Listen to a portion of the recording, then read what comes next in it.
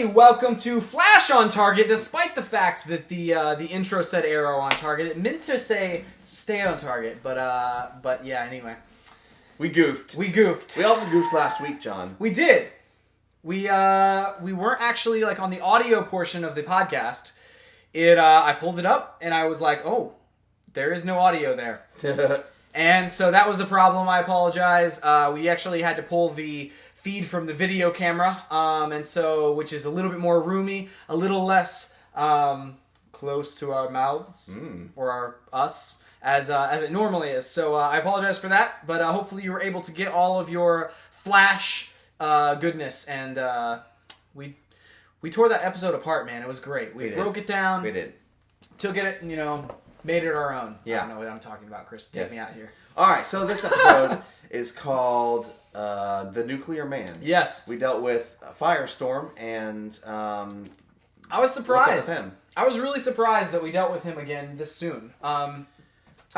He's been like this recurring thing throughout the season, but it's nice to actually have like last week's episode and this week's episode kind of tie more closely together and to see some sort of an ongoing thing. Because what we fell into, I guess until this point, has been more like each episode is its own compacted story, and it doesn't really, continue on or anything. Yeah. So it was nice to see both the Firestorm thing carry on, as well as the investigation into Barry's mom's death. Yeah, there were basically four storylines that were going on. You had an investigation into Barry's death, you had the Firestorm, you had Barry's relationship problems, and then you had, I guess that's three. There's three. Three. I can't count. Honestly, what intrigued me the most was the investigation into Barry's mother's death. Which by far got the least amount of screen time. Yes. Unfortunately, because it was really crazy. The team up there between Joe and Cisco was so intriguing. Mm-hmm. I really liked where they went with all of that. I really think a lot of that, is just the way that Joe interacts with people. Like, it's just like, he's just such a good character, and he's portrayed so eloquently. Yeah. That, like, man, you're just like, I just want him to interact with everyone. Yeah, and what's funny about that is we've talked before about how like characters aren't super intriguing until they have talk to Barry or hang out with Barry. But I think Joe and now it's becoming like more and more clear who these characters are. They're defining themselves more to where they can kind of stand on their own. But I think I really care about how Joe interacts with everyone, no matter who it is. So yes. But yeah, that was the most intriguing thing going on this week. Do you want to stick there and talk about that for a minute, or do you want to jump over to some of these other things? No, I want to stay there. So, okay. I think the main points with that, like, it was really cool how they were able to, the whole thing with a mirror and like pull the image out of there. Dude, that was crazy. Whether that's legit science or not, like it's a really cool idea, and I love it. And it's funny. Like, this show has never been afraid to take science and to take something that is like, and to put science behind something that is completely either unbelievable or completely just fantastic. Right. Where you have like Barry, and they have talked before about how, okay, so now I've made this compound to give you enough calories to where you don't run on empty all the time. And now, there's, this time they upped the ante where it was like they have this mirror and they give you this history of this is carbon thing. It's going to take a picture with all this stuff. And then not only that, but they up the ante and they say, here's a hologram of it. Mm-hmm. So, I mean, it's really funny that they don't really shy away from explaining this stuff. Mm-hmm. Like so many other shows and science-based shows or shows, they just expect you just to believe it or expect you to, but they shy away from the reasons. Science fiction? Yeah, science fiction shies away from like the reasons or breaking things down. Because they feel like you're not gonna, they're not gonna do it justice or you're not gonna believe it. But this show, it takes it right out there and says, here's something, and then it's completely unbelievable, but here you go. Well, and like, you look at it, and this section of the show was very much a kind of like a procedural, and I really like that. Like, it's cool seeing that in this environment with this superhero. You just don't see that very often, but it's more of a ground level procedural. Like, it's not like CSI where they like come in and like look at the dead body and say some one-liners, walk back to the lab. They got the thing on the slab. They figured out, hey, she has some stuff on her fingernails. Well, I mean, it's just like it's so formulaic. So we go question the parents, and then so formulaic. Yeah. And this. It was cool. Like, you didn't know what was going to happen, what they were going to find out. Yep. Even down to like the blood splatter on the wall. That was surprising. Yeah. And then like finding out that it was not, it wasn't Wells' blood. It was future Barry's blood, and that's crazy. Like, my big thing with that is, let's dwell there for a second. Like, I don't know why they were so surprised at the fact that it was Barry's blood, because they've known for a while that there were two speedsters there. There are two lightning bolts, or two different colors of lightning. And so I thought we had already determined that Barry was there. Well, somehow. I think we just, as the audience, because this is a science fiction kind of based show and it's superheroes, we can make that jump and say, hey, time travel is possible, and then things like that. But I think as the characters within the show, like, they don't have that knowledge necessarily. Where, like, if somebody came to you today and said, Chris, your blood's on this wall, mm-hmm. and, and you didn't actually put it there, it's you from the future, that would blow your mind. Yeah, it would blow my mind. And so, like, I think this is a natural reaction from characters in this world. And I think that now that we're breaching this subject, I think that it will be less of these big, like, moments where the audience is like, well, it's obviously he's time traveling Barry. Where I think now that's going to open the door where the world is just kind of is this thing, you know? Like, I guess it could be. I just thought that we had reached that conclusion earlier. I thought that Cisco, because I think it was Cisco who was talking. Was he talking to Joe at the time? Whenever he made that discovery, the fact that there were two color streaks, which means that there were two people there. No, that was Barry who said, Joe, he's like, you only saw the one, color of lightning. It was red and it was this whenever I was there or whatever. Yeah, I mean, and so like it was red and yellow. I just thought we had kind of established that. Maybe it's just like, okay, now there's physical evidence that proves that it's future Barry. That it's time travel. There. Yeah, that's basically time travel. I mean, will they even come to that conclusion? Because they didn't come to that conclusion this episode. They just concluded that it's future Barry. I think we will. Like, I think old Barry. He just said old Barry. I don't know. You're right, because it was an older Barry. Yeah, we never used the word future or any of that kind of stuff that would indicate time travel. That's crazy, dude. I hadn't even thought about the fact that, like, we may not get there for another episode or so. But I almost hope we get there fast, because, I do too. Because I always thought, I hope we get there fast, because I already thought it was over and done with. Right. You'd already thought it was decided. Yeah. Whenever you mentioned the kind of procedural, kind of police investigation drama, the funny thing about the comics, about Flash and a lot of the comics, is my favorite ones are the ones that tie into the investigations, or like are the ones where it's like, okay, well, how does Barry deal with this crime, and how does his persona as the Flash deal with the same type of situation, the same crime, or how does all these things tie in? And those were always the best issues and the best story arcs of the Flash. And so it's nice to see that is mirrored with the show. I just hope they recognize that fact and basically keep it up, keep doing those things and leading us on those trails. And it doesn't have to necessarily be a one episode thing, or like be a traditional procedural, but things like this definitely serve the purpose to keep me interested in the show. Yeah. On the relationship side of things, it was charming to see Barry run around and do these things and stuff. Where I feel like they have dropped the ball, and we brought it up last week, so I don't want to like retread a bunch of old territory that we've hashed out on the show before. But the female characters on the show have, I don't know, they seem to be mishandled a little bit. And now the new character we've introduced Linda now, and she in the comics is a great character and everything. And so like it's weird to see there's some weird awkwardness in like her character, to the point where I almost was like, are they making her out to like maybe be a future bad guy, or like where she's it's the whole if you watch Arrow, the whole like kind of slimy DJ situation where it was just kind of like, well, why is she really forcing herself into this relationship or into this situation, and she, that sort of thing. So it's hard for me to look at that character and like be okay with a lot of things. So I think my observation. I never got the vibe that she was being disingenuous with Barry, but she was written in a way that did not feel real. Like, what was it that she said? There was something that she said. Oh, it was like, no one says that. Or what's wrong with you? Yeah, she said, what's wrong with you? Because, why hasn't somebody snatched you up? Yeah, like, no one says that. No one on their first date says, hey, man, what's wrong with you?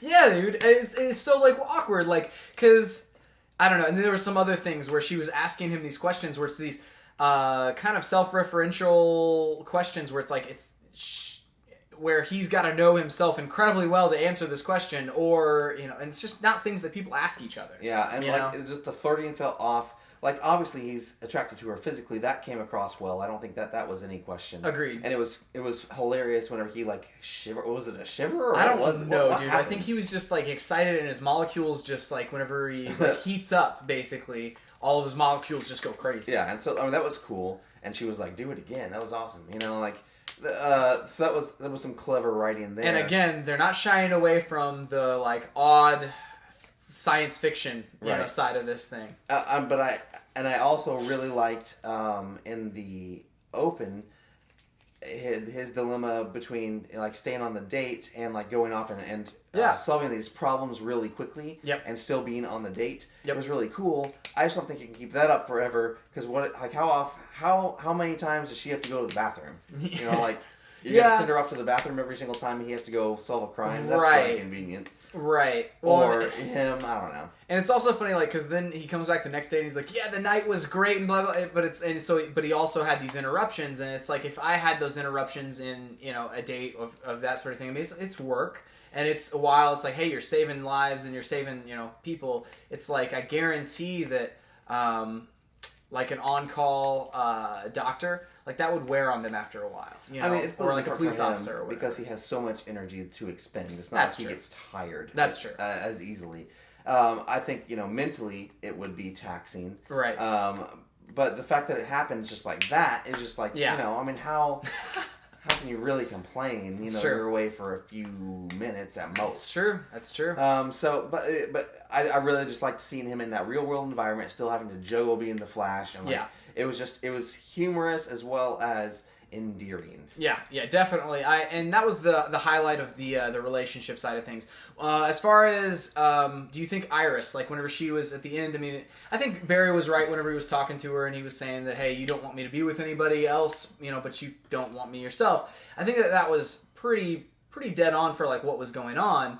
Yeah. And I want to say that we're trying to build a love triangle situation between Linda and Iris and him, and I just don't know that that's a route that I am on board with just yet. I'm not either, just because of the fact, like, last we heard, Iris is happy being with Eddie. Yep. And she really has no feelings at all in regards to Barry. Right. Romantic feelings. Right. And so, like, it's weird then all of a sudden to see her be jealous. And they even wrote her that way whenever they were talking about their date, and the way that she reacted to it. You're great, and she's great, and it's just great. It's just like, I've heard that line before too. Like, I have no idea, like, what kind of sloppy writing is that? Yeah. That you can't convey this kind of feeling in another way. Yeah. Sorry, Flash writers, but everything just felt so out of character for Iris. I'm just like, this does not feel like the same Iris that we've had all season. Well, and it's more of the symptom, like last episode whenever we were talking about how they've mishandled her character and how it seems like she just doesn't have two legs to stand on by herself. Where it's like her storylines are all tied to other people, and it's like there's no reason to care about what happens, because they've basically given her these weird plot lines that have nothing to do with her as a character and nothing to do to make her like a strong character where it feels normal or natural to kind of root for her. And so she comes off as like the antagonist here, it's like, and that's not who she's been from the beginning. Like, I like her character and you have to remind yourself in this episode, because they wrote her as like an antagonist, and that's not, I don't feel like that's the right way to handle her. No, because you're supposed to really love her, and like, because I remember episode 1, I really liked her character, really connected with it. But it's like recently, it seems like she's in that in between phase that we had maybe with Laurel a little bit in season 2 of Arrow. where like they just don't know really what they're doing with her right now. Yeah, I mean, I'll tell you what it feels like. It feels like Lana Lang toward the end of her run on Smallville, where like you just, I mean, she's being petty for being petty's sake. She's like jealous of this girl with Barry. She's going behind Barry's back and trying to ruin his relationship. Like even if that's subconscious, and while claiming that you're the best of best friends, it's just like this is not the kind of behavior that indicates that you're best friends or even good friends. This is not something a good friend does to the other person, especially whenever she herself is in a relationship, in a supposedly happy relationship. We've seen no evidence to the contrary. Right. I mean, and any conflict that we even had between her and Eddie all got dealt with, and it was all really good at the end. Yeah, and it was all like we solved all of that. We saw him, and he doesn't seem to be jealous of anything. No, and he's not really mad at the Flash anymore. You know, it's really weird. I'll just throw that out there that it's really weird what they've done with her character, and I'm not on board. I'm not on board, and I really hope that they figure that out and make some changes and get that worked out, because that's the one frustration that continues on the show, you know, is just her character and like how mishandled they are.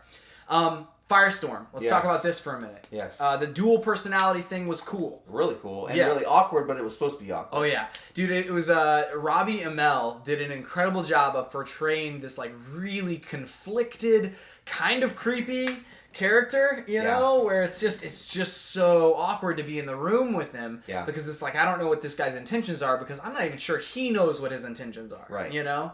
And I thought it's really interesting the way they're doing it, and it's kind of like, whenever the two people combined, you kept Robbie's, is that his name? Yeah, well, it would be Ronnie. Ronnie. Why do they have to do that, dude? Dude, well, I don't know. It's funny.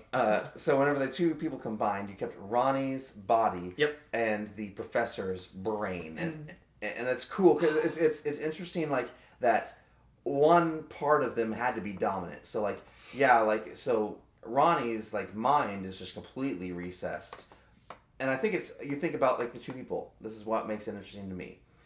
The professor, he's super smart. So what, like, if you were going to say a defining characteristic about him physically or about his personality is that he's very smart. So that's why his mind is stronger than Ronnie's, and that's why it comes to the forefront. Yeah. Ronnie is just a buff, strong-looking dude.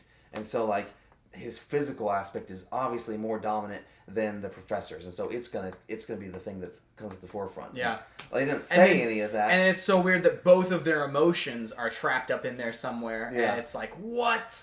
Anyway, but yeah, dude, I loved that, the way that they portrayed that, and the way that all the different characters, like, I like how they put each character in the room with him, each character that knew him in the room with him, and it was just so weird. Yeah, well, I mean, he would say things, and like, you'd be like in your back of your mind, like, which one is talking right now? Like, which personality just kissed Caitlin? You know, like, it's just like, this is strange and weird, but then, like, how would you really act in this situation if you thought, you know, like, it's just like, man, this is crazy. Yeah, it's kind of like mind bending whenever you try to put yourself into Ronnie or / what's his name? I can't remember the professor's name. His shoes. And so, like, whenever you put yourself in Firestorm's position, it's like, oh my gosh, what is going on right now? I can't imagine, you know. And it's really rare that you kind of encounter those things, those cognitive things where you're like, I honestly don't know how I feel about this. So here's a question that I have: is this in the comics? Is Firestorm two people trapped in the same body? Yes. I mean, so is this will never be alleviated? I don't know. I don't know how they're gonna do it, because a lot of times and something I've said before, that one of the reasons why I try not to like put my comics knowledge and then put on like the glasses, my comics glasses, and look at this world through those glasses, is because I don't know if they're trying to fool us. Yeah. Because a lot of times on Arrow, they'll like fool us and then like eventually get there. Yeah. Or if they're really trying to tell you, hey, this is what's going on. I don't know. Like, I really don't know if it's going to match up with what happens in the comics. Yeah. But, I mean, very well, like, depending on the iteration of Firestorm, this could be a permanent thing. A lot of times, though, they can like talk to each other. Like, one of them is one of them will be the face, basically, and have the voice, but the other one will talk to him in the back of his head, and so he can translate what he says. but he's not really, ever gonna like ever be the front man again. Yeah. Which would be crazy. It would be crazy. I did not expect the ending of this where he basically became a nuclear bomb and exploded. Yeah, this may be a non-issue. Yeah, he could be dead. Yeah, we may have just killed off Firestorm. Yeah, I did not expect that at all, dude. And this is the other thing, though, that makes me think that he is still alive, is the tease at the end with the general. He's like, That's right. Bring me Firestorm. So what does he know that we don't? That, like Firestorm still survives? Well, we had Will he explode again? We had that suitcase that the professor had, and it said Firestorm on it, and had that little ball in the frame. Was that some kind of military project, you think? I bet you it was, because it was that paper that kid had written. So is that what he wants? He thinks that maybe like they still, obviously that cube doesn't exist anymore, but maybe the ball is sitting there in the field. Yeah, maybe. That's what I was thinking. Like maybe that is still there. I don't know. And he's calling that Firestorm. He's not saying, bring me the person who is Firestorm. Right. But yeah, maybe that. But maybe he knows they're alive, or maybe he knows that they would withstand it. The thing is, it's like he's been on fire for how long? How many months? And so like, what's to stop him from, and I guess Ronnie had his atoms torn apart. Right. In the particle accelerator. Right. So what's to stop either of them from reassembling somehow in some way? Maybe they just need to vent off some of this energy every once in a while and go nuclear every once in a while. And then they maybe reassemble their atoms over time. I don't know. Yeah. This is a weird thing, Yeah, I agree. And I guess, this was more of a part one of a two-parter almost, is what it felt like. Sure. And so I think we'll get more answers next week for sure. I thought it was hilarious whenever Barry referenced, there was a reference to the Fantastic Four whenever he said something about Flame On early on in the episode with Ronnie or Firestorm. I don't know, and this is the thing, I don't know where we would be going with this other than to separate them and somehow, I could see him maybe he's in a coma for the rest of the season and Caitlin's fretting over him and they're trying to figure out how to separate the two, or they put him down in the tube and they like, hey, we're going to come back to this later, figure out how to separate these two guys, Yeah, I could see them doing that. I will say though, this is the first time that I've actually cared about Ronnie and the and what's happened to him and like that whole thing. Giving him more screen time was a good thing. Yeah. Like, it could have gone either way, Yeah. It could have gone either way where it's like, oh, well, now we've dealt with this and I don't care. Yeah. But it definitely went the way where, like, I do now care about Ronnie and care about Firestorm and, like, I want to help and I want them to see how this plays out. I want to complete his story. Yeah, I agree. It was also interesting whenever Wells basically was proposing that they kill him. Cisco, I think, is starting to see Wells in a different light. Well, especially after Joe kind of gave his suspicions to Cisco and entrusted him with that. It's kind of like, it's like the film that comes on the front of like your computer screen or something like that. Like Joe kind of like pulled the corner off, and Cisco's just gonna like peel the rest of it off. Yeah. And kind of like go down this road. I think because obviously he has this obsessive personality. That's why he kept looking for Ronnie so long. Yeah. And so like he's gonna go down this road. Although he was defending, he was like, he's not a bad person. But then he went ahead and ran the blood samples anyway. Right. He found he got a blood sample and ran it. And so it's interesting to see him go at that. It was also interesting to see Caitlin basically tell Wells to find a way. Yeah. Whenever she was like, you have 2 hours. Yeah. Use them. And it's just it was nice to see that element where it's like he doesn't just call the shots. Yeah. It's like whenever he makes a wrong call, they're okay calling him out on it. Right. And I also thought it was interesting, like how he's using part of the tachyon particle emitter or whatever it's called to actually try to find a solution to the problem, because he could have just said, I can't think of a way, right, and let them die. Yeah. So they may have just died anyway. Who knows? But. Yeah, we don't know one way or the other right now. But yeah, that was interesting. Whenever Gideon, the computer, was talking to him about, hey, this is going to set you back a long time, and he's like, he said something about there being no time. My timetable won't exist if the city goes nuclear. Right. And it's like, so don't. At that point, he'd already, I guess, written off killing them. Right, and I guess you don't know what his intentions are here, because really, if he really wanted to save them for the saving them's sake. Mm-hmm. I don't know that he would have had to say something like that, but it's like right now it's like I can't really see the good through this, because he's like, my evil plans won't be able to come to fruition if I'm dead. Right. And so this was like a self-preservation of the plan versus like an actual solution to save anyone. That's true. So it's not like he's a good person. It's just he's doing a good thing for for a selfish reason. It's the same thing with Barry. I think he's helping Barry for selfish reasons. Yep. He has some kind of end goal in mind that has to do with Barry running faster and faster and faster. Yeah. And I will say this, it is incredibly well done, like on the writer's side, where they've constructed a lot of scenarios where Wells is doing the right thing for the wrong reason. Right. And for like an underhanded reason. And it's like to have so many things where you almost start feeling like Wells is a good guy. You almost start thinking, oh, he's saving him, or he's doing this, or he's helping Barry, or he's doing... But it's all in... selfish purposes. And so it's amazing that they have constructed such great scenarios around him actually, being an evil guy, but doing good things. Right. So. That's all I have. Do you have any, what would you rate this? How many boots out of 5? I'd boot it. What? You boot it? I just boot it. No. I would rate it, are we doing half boots? Yeah. Probably give it a 2.5, 3 boot. Really? Yeah. I'm gonna give it a 3.5. Okay. And I was leaning more towards 3. I really like everything except for all the stuff with Ira. Like that's true. We were just talking about like the way that they've handled Wells and like the.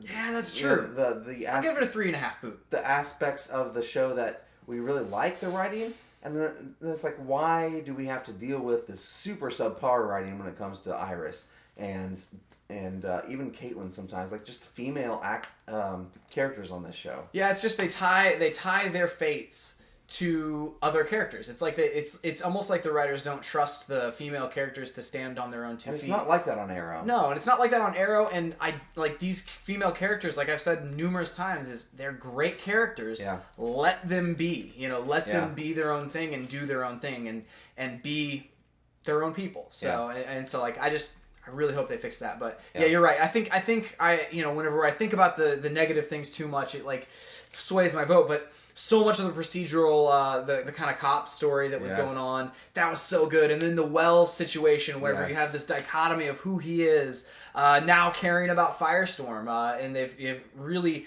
excellently brought him in with this crazy creepiness. I'll go ahead and tip up to about a 3.5, like you said, because I think that Robbie Amel's performance alone, like that's a half a point at least. Yeah. Do you have any quotes? Very few this week. For some reason I didn't there wasn't things that stuck out to me a bunch in the episode. It was a lot of cool dialogue and a lot of one-line turns, but not a whole lot of stuff. The best couple. Okay, so I have let me see. I have 3.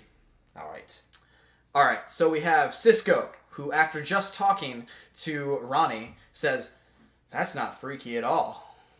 Whenever he talks to him, being stand-in for the audience there. And then we have Cisco also, who says, "If you kill Ronnie, you kill Stein. That's 2 people." Murderous Wells. Yes, it's murderous math. Yes. I like it. Yes, the murderous math. And then we have the last one. We have Wells, who says, "There won't be a timeline if Central City goes up in a mushroom cloud." Yeah. So yeah. Cool. Those were the 3 quotes that stuck out to me, man. Cool. Awesome. Well, that's it for this week. You can check us out online at StayOnTargetPodcast.com. We also have Arrow on Target that also posts. If you follow that show, which you should, you can check out that podcast. It's really good these days. Yeah, man. Both the podcast and the TV show. Yeah, both the podcast and the TV show.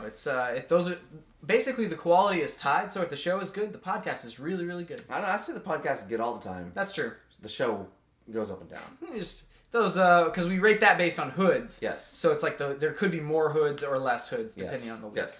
On our main podcast this week, we're talking about the big Marvel Spider-Man news. Spider-Man joining the Marvel Cinematic Universe. If you didn't know that, go listen to the podcast. Even if you did, you should hear our analysis. Yeah, we unpack the whole situation. What are the options? What does this mean for all of the other franchises that Marvel has out in the world? Yep. There's a lot of good stuff in there. Next week on our main podcast, we're also going to be reviewing The Kingsman. So keep an eye out for that. One other new development. If you are on Android devices, you can download the podcasting app Stitcher. We should be in there in the next few days. Yes.